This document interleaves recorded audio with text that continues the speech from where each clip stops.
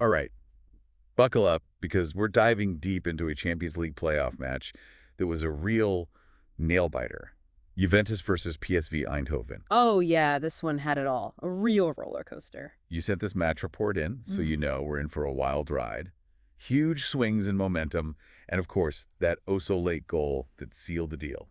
I mean, can we even talk about anything else first? PSV just dominated the beginning of this match. It was incredible. I mean, yeah, looking at the report, it seemed like they really came out with a fire lit under them. They did. They really brought the heat.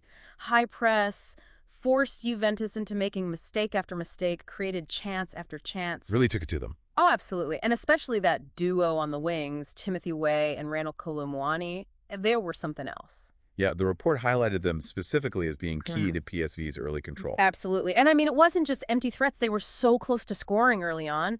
Luke de Jong sets up Ryan Flamingo. I thought it was in. Had to be a goal. Oh, man, I bet. But somehow the Juventus defenders managed to get back and block it. Just managed to hold on. By the skin of their teeth.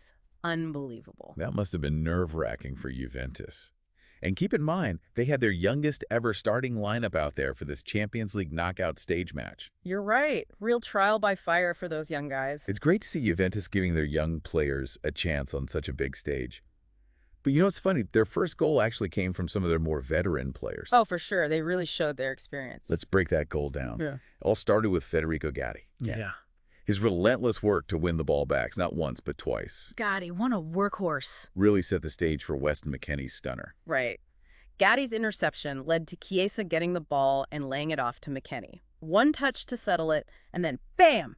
Curls it right into the top corner. No chance for the keeper. A thing of beauty. Absolutely. Poetry in motion. So at halftime, Juventus are up 1-0.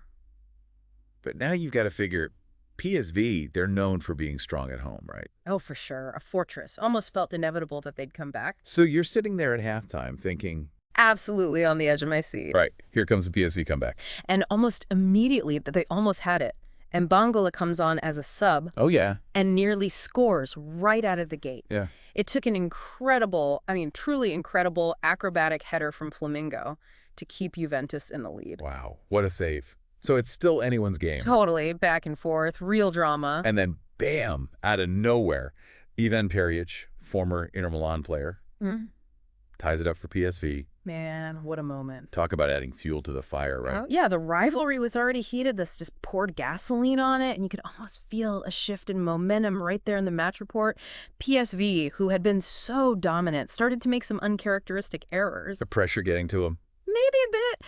But also you have to give credit to Juventus. They started playing with a lot more confidence after that equalizer really started taking the game to PSV. So what do you think? Was this more a case of PSV crumbling or Juventus just rising to the occasion? Honestly, it was probably a little both. PSV's coach, Peter Bosz, tried to wrestle back control by bringing on Johan Bakayoko and Gus Till. Try to change things up? He did, but was it too little too late? I don't know. Tough to say. Because in the end, Juventus just snatched victory right from their grasp.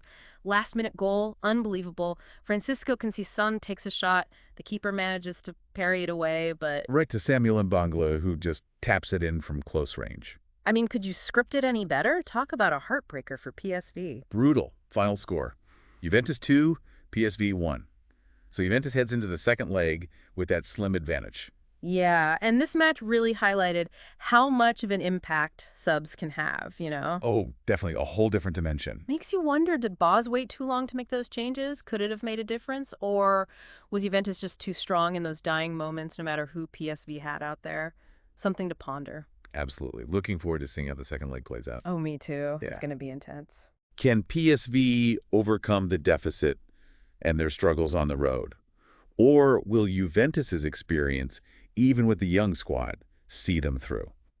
We'll have to wait and see. Should be a great match. All right, that's it for our deep dive today. Thanks for sending in this report. What a match. Yeah, absolutely wild. I'll see you next time for another deep dive. Sounds good. See you then.